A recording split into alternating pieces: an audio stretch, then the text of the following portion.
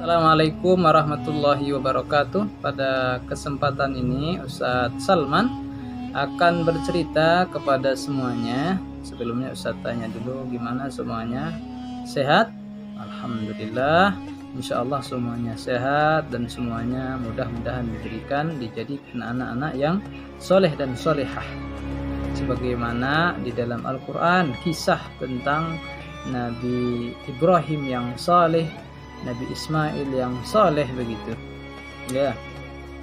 Nah, pada kesempatan ini saya akan bercerita tentang bagaimana kesolehan dan ketaatan Nabi Ibrahim bersama Nabi Ismail. Meskipun ceritanya panjang, Ustaz akan langsung bercerita tentang pengorbanan Nabi Ibrahim kepada Allah Subhanahu wa taala atas ketaatannya. Suatu saat Nabi Ibrahim bermimpi dalam tidurnya, yaitu menyembelih Nabi Ismail. Ya, bermimpi, dan mimpi seorang nabi adalah wahyu dari Allah, perintah dari Allah. Ya, di dalam surat As-Saffat ayat 102 Allah ceritakan waktu itu, ya, dikatakan, kata Allah Subhanahu wa taala dalam Al-Qur'an, qala ya bunayya inni ara fil manami anni azbahuka fanzur madza tara. Ya. Nabi Ibrahim menyampaikan kepada Nabi Israil, wahai anakku, ya, sesungguhnya aku bermimpi dalam tidurku bahwa aku menyembelihmu. Artinya bahwa Nabi Ibrahim menyampaikan kepada Nabi Ismail, Allah menyuruhku dalam tidurku perintah untuk menyembelih. Menurutmu bagaimana wahai anakku? Coba kalau kita mendapatkan perintah Allah seperti itu, ya, maka ada jalan-jalan yang lain kecuali taat terhadap perintah Allah meskipun berat. Itu ya. Nah, ini ketaatan seorang anak. Di sisi lain ketaatan seorang anak kepada orang tuanya, ya, ketaatan yang baik yang tidak melanggar perintah Allah Subhanahu wa taala. Apa jawaban dari Nabi Ismail? Ya, dijawab sama Nabi Ismail, ya abatif al ma tu'mar satajiduni insyaallah minas sabirin. Masya Allah sekali. Kita lihat bagaimana ketaatan Nabi Ismail kepada Nabi Ibrahim, utamanya kepada Allah. Apa jawabannya? Wahai bapakku, jalankanlah perintah yang diperintahkan kepadamu, itu perintah Allah. Niscaya engkau akan mendapatiku termasuk orang yang sabar. Nah, dilihat ya, apa yang dilakukan oleh Nabi Ibrahim ini menjalankan perintah Allah, yang ternyata anaknya pun mau menjalankan perintah Allah itu. Ya, karena ini merupakan satu di antara bentuk adab akhlak kepada Allah, yaitu taat meskipun berat. Siapa coba yang mau disembelih? Ya, nggak ada yang mau. Tapi karena ini perintah Allah, ya harus dijalankan. Begitu. Ya, ini ketaatan yang sungguh luar biasa yang dilakukan oleh siapa? Nabi Ismail. Nah,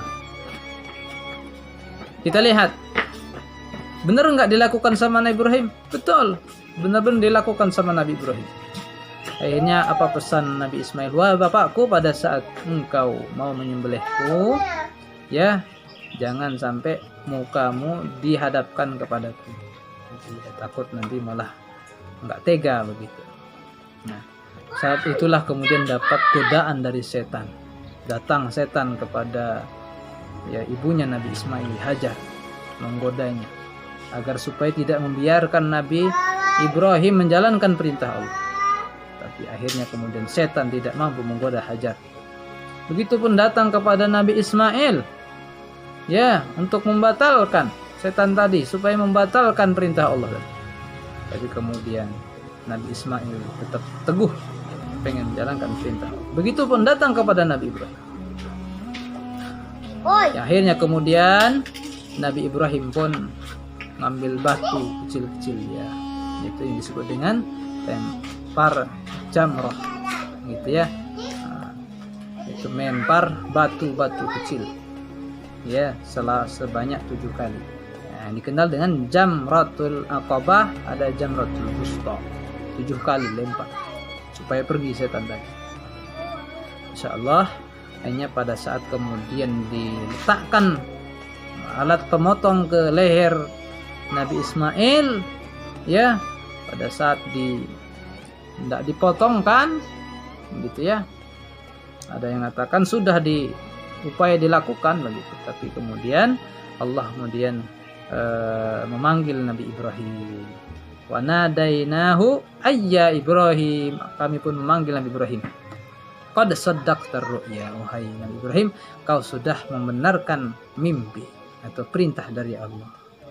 Ya, kemudian Allah pun mengganti sembelihan tersebut dengan kambing kibas. Masya Allah ya, ini satu contoh bagaimana ketaatan Nabi Ibrahim dan Nabi Ismail kepada Allah Subhanahu wa taala, yang akhirnya kemudian Allah jamin Nabi Ibrahim ini ditempatkan di surga, begitupun Nabi Ismail. Kalau kita pengen menjadi orang yang diselamatkan oleh Allah, ayo kita semua berupaya menjalankan perintah Allah ya, berupaya menjalankan perintah Allah apa saja, entah itu sholat, entah itu kemudian bakti sama orang tua seperti dicontohkan Nabi Ismail ya, tidak boleh bantah gitu ya, kalau disuruh segera. Nah, ini adalah untuk kebaikan kita, karena surga itu adalah berada di bawah telapak kaki orang tua kita, ibu kita begitu ya.